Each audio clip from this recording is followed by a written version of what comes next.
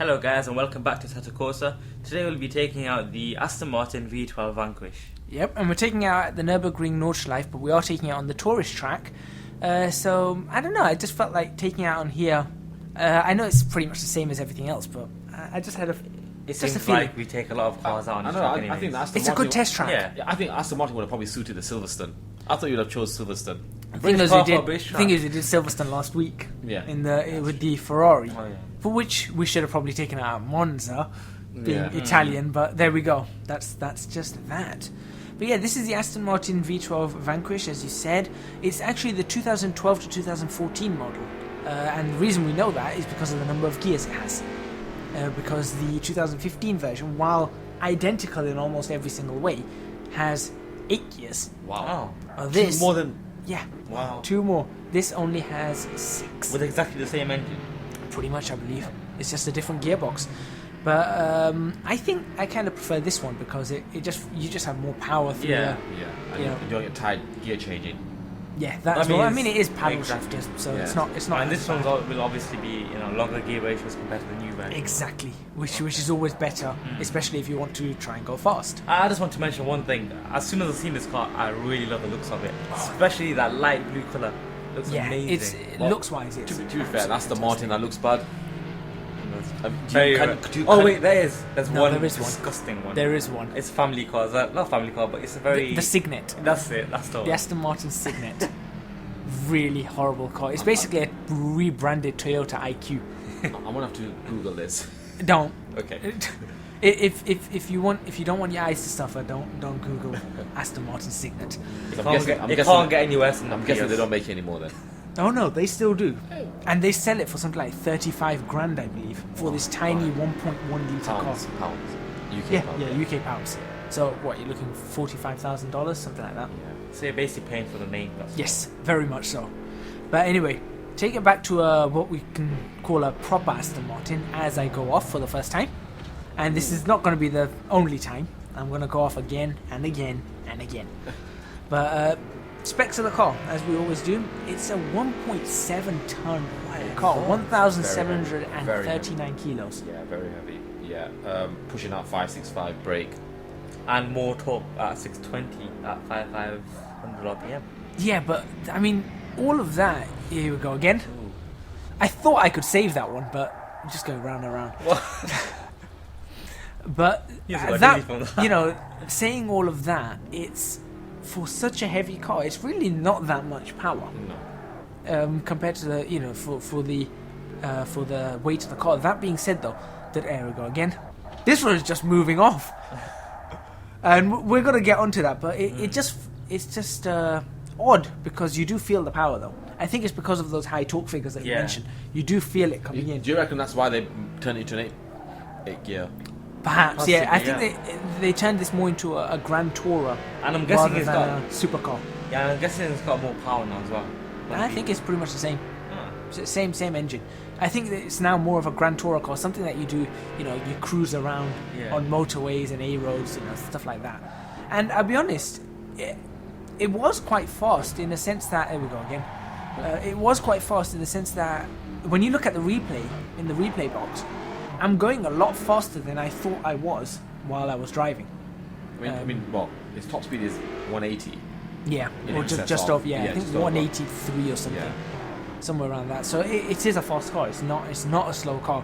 I think in your words, it's no slouch. Yeah, exactly. And 0 to 60 in 4 seconds. Bearing in mind its weight, that's pretty good. That is really good. I think again, it's those torque figures that really. I think you guys will both agree with me on that. And it is a rear-wheel drive, which I like. I like that they haven't done a 4-wheel drive on this car. The fact that it is a rear-wheel drive is nice.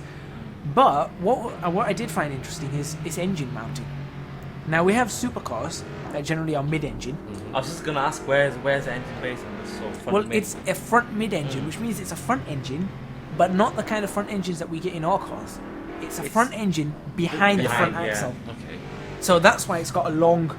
You can see it's got quite a long nose because the engine is behind the front axle, not ahead of it. It'd be interesting to see why they did that. Yeah, why do they do that? It's good for balance. It is really good for balance. And I don't know, I suppose because they could put extra seats in the back, so you can have 4 seats in this car. so they don't put it behind the cockpit. They just put it in front, but still a mid-engine layout, which gives it a really good balance. And like we mentioned, it is a 6-speed paddle sequential gearbox, which is, I'll be honest, it wasn't bad. I think for a car like this, it's needed because it's a Grand Tourer. How are the gear change? Was it very smooth or? We'll get onto that. Okay. We will definitely get onto that. But what else is there really about this car to say as a car itself? Apart from that, it's an Aston Martin. It looks absolutely beautiful. Yeah, it has and it's James Bond's car. Yeah. Actually, you are right. The first version of this Vanquish was a James Bond car. Yeah. What was it? What film was it in? Tomorrow Never... No, it's Die Another Day? I don't know. I watched the latest No, one. wasn't it? Royale. Wasn't it Royale? No. Wasn't it Pierce Brosnan was James Bond at that time when the Vanquish was first? Yeah, I think so. It was one of the Pierce Brosnan ones. I don't know which one. I mean, the latest one's got the really good Aston Martin. I don't know what it's called. Doesn't it also have the Jaguar CX-75? But I think that's the evil car. Yeah. But yeah, these are James Bond cars. Even the DB5 was a James Bond car, the DB7, the DB9. Aston Martin and James Bond go like that. I think that's what helps the brand. It does. As well. Not that it's a bad brand. And it does have carbon ceramic ventilated brakes, so pretty strong brakes. And despite all its weight, they've actually tried to take a lot of weight off this car. Despite the weight, because what did it start off as? I have no idea. Over 2 tons? 2 tons. It got to be. I mean, if you look at the way the body's made, it's aluminium and a magnesium alloy and composites. You know, that's what the body panel's made out of. It's not steel. So it's... Why is it so heavy? That's the question. The other one is it's got so much carbon fibre on this car. And it's still quite a heavy car. But to be fair, they've not... If you look, I'm looking at the actual cockpit right now, or the dashboard, and they haven't, they put everything in. They haven't skimped on features exactly, there, yeah. So that's possibly it. You've got sat-nav in there, really nice displays, heavy steering wheel, looks like suede in there. Yeah. Seats, everything. I think it's all luxury. It's something luxurious car, so I think it's probably the luxury that brings it up. But it did have the new Aston Martin VH Gen 4 chassis, which actually was the lightest of the chassis they've had. So when this car came out, this was the first car with it, with this VH Gen 4. A lot of carbon fibre in it. They've shaved off as much weight as they could. So like you said, if they were using an old chassis or something, probably looking at excess of 2 tons for this car. It really would be a heavy... That would be what, Bentley Continental territory? I think Bentley Continentals are almost 2 tons. Actually, just thought about that. Bentley Continental's a Grand Tourer. This is a Grand Tourer. So it's they're on par. Yeah. I just realised that they are on par. But that's enough about the car. We're almost at the end of the first tourist lap. So the end of the first tourist lap, and we're going to go on to the mod itself, of which, oddly enough, I couldn't find that much mod info because I didn't download this off Race Department. I found it on another website. There are other modding websites out there, and I was just looking around, and I came across a video on Race Department of an Aston Martin, of this one actually, and I thought, I didn't know this was around. So I took a bit of a search for it, and all I know about this car is that it was made by someone called Alexander Show Me Best. Show Me Best must be his online nickname or something. Alias. So that's who it's made by, as far as I know. If anyone knows any more, do let us know, because I'd like to know a lot more about this car. That's it for the mod information. Now to actually look at the substance of the mod itself. I mean, we'll start with the actual model of the car itself. It's done pretty well. I'm not going to talk about the colour, but I'm talking about the actual car, the feel of it, the interior, the exterior. It's pretty bang on. Yeah, modelling and textures are incredible. Yeah, and Bob, sorry, I'm just going to cut you up there. Yeah. The most important part of it is the modelling. I think the key on this car is the modelling. Because I think if there's anything missing or there's a glitch, especially with Aston Martin, and it doesn't feel like one, you're not going to go back to it. I know. Yeah. Especially if you look outside and you see the grille just looking a bit wonky. You're not gonna, you're not gonna look at it and think, that's no good. It's on the money, yeah. It's really on. It is. I mean, the only thing that I saw is the level of detail models, which it does have. Yeah. So it is a thought out mod. Yeah. I did find that the wheels look a bit strange as it comes in.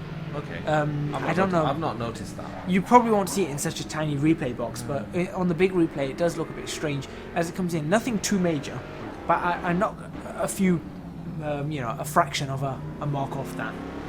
So I roughly gave it, about 9.5 out of 10 for modelling and texturing, because the texturing was incredible. Apart from, again, one thing, have a look at the dashboard.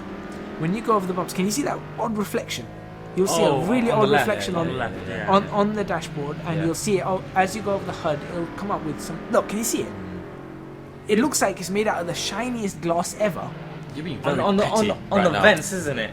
No, not on the vents. No, on the actual dashboard. I can see it. But can you see it? Yeah, I know. And look, you can see the reflection of the grass in that. Yeah. A reflection that really shouldn't be there, because, well, if you look at where the windows and everything are, that's impossible for that reflection to get there, unless the roof is made out of the same glass, which it isn't. So it's there's that. We're being very petty right now. Well, but we have to. Yeah. I think we have to. But apart from that, and that's 9.5 out of 10. Sound man. Well, Sam. He is sound. It is a V12 engine, so you expect it to sound very good from 5.9 litre anyways. I think it does, actually represent the sound that it makes in real life. The only thing I had an issue was with the gauge chain going. I was like, oh, you mean that strange tire? Yeah. Yeah. Talk about punching a cat. That and the tire screech. It felt flat and muffled inside, again, like punching a cat. Yeah. Right? And it was just... Yeah, that was the downside on it. You are right. But it's a great sounding car, definitely. But the engine sounded really good. And the thing is, all three of us have heard this car, because we've seen this car in real life. In fact, I think... You've got one who lives opposite? Yeah, there's one opposite where I live or something. They've got an Aston But that could be a V10. No, it's a V12. Oh, is it? It's a V12. You hear it in the morning. You hear it in the morning starting up. So it was a shame though, because one thing that was missing was the real low end bass. Yeah. When you start up an Aston Martin, and again in the morning when I hear this car, it's got that bass that sort of makes you shudder inside, in the sense. It's a nice roaring sound, isn't it? Yeah, but it's a really low end rumble. It's missing on this car. The hum, you mean? Yeah, that really, really low end one. The rest of it's there, but that absolute low end one is missing.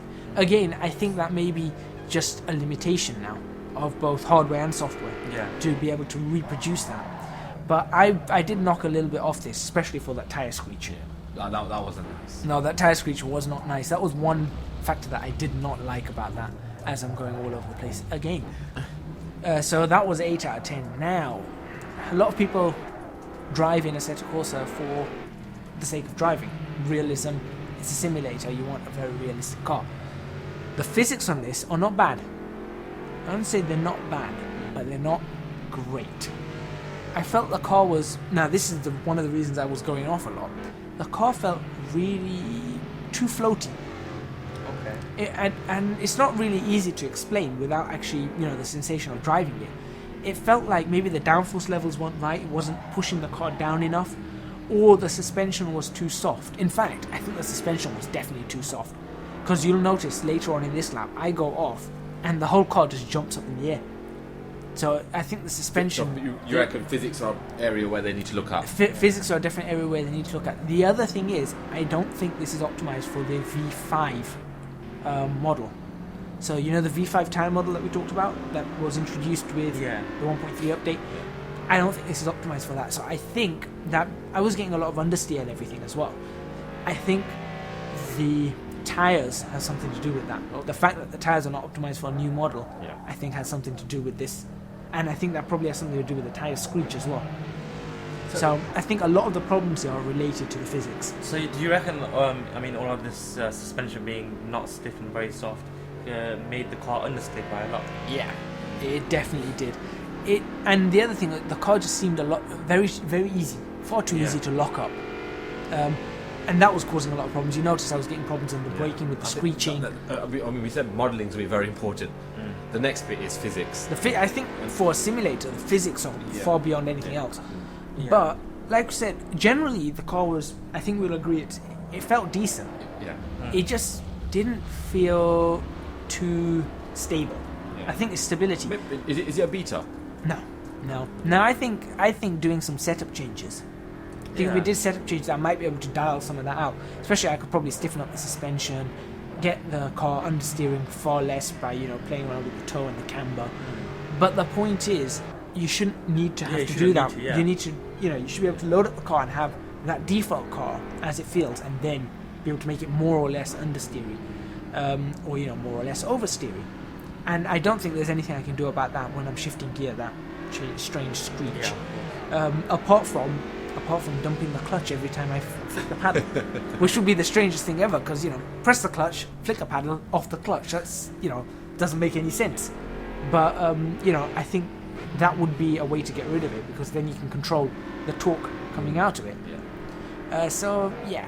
Not the best physics-wise, but not the worst. I have to say, not the worst. Maybe this is his first attempt at a car. It could be. If it's his first attempt at a car, even, it's a bloody good one. It is. It is very good. We'd like to know more about this person. Yeah, we'd like to know more about what they've done. It's, I don't know. What do you think? Rating the car? What do you think? You know what? If it's his first attempt, I don't want to rate him, because I don't want to give him a low mark. But then, if it's his first attempt, I'm going to give him a very good 9.5. Because really, because there's. I think you can do. I think there's. You can see where he's going. Potential. Yeah. What about you? As an author, I've never heard before. I mean, from what I can see so far, the modelling, the sounds, the physics, and everything seems very good. The only letdown I'd say is from what you said about the physics, and obviously how a few things could be tweaked. But yeah, I'm going to come back in there and say, remember what when people used to create the mods before? Yeah. And if it wasn't their first attempt, remember their first attempt was far more inferior to this one. Yeah. And if this is his first attempt, I think we've got to give him credit. Yeah. Oh yeah, definitely credit on that. I mean, what do you rate? So I'll give it a rating of, I know it may seem odd, but 9.2. You give the strangest rating. I'll be honest. For me, it's a simulator. Physics are important, very, very important. If those physics worked better, I think I would have been agreeing with you guys on that. It's fantastic modeling, fantastic texturing, fantastic. If you like photography and taking pictures of the cars in the Assetto Corsa, this is the car for you. However, I wouldn't recommend it to people who just want to drive lap after lap after lap. It's not bad, but not brilliant. I'm giving it an 8 out of 10. Because that was the physics bringing that down. Otherwise, it would have been a 9. Okay. I would have given it a 9. I'm not going to disagree with you there. Fair enough. But yeah, I'm sure he's going to be. Yeah, but I mean, we will leave a download link in the description box below. Take a try, play around with the car, see what you think. You might like it, and we'll see what we can come up with next week. So thank you very much for watching. Please remember to hit the like button if you like this video, subscribe to our channel for more videos on Assetto Corsa, and leave a comment in our comments box below letting us know if you downloaded this car and what you guys think of it. And I think I'm going to hit the brakes really late here, so I'll let you guys enjoy me trying to slide this car into the pits. Ow! We'll see you next week.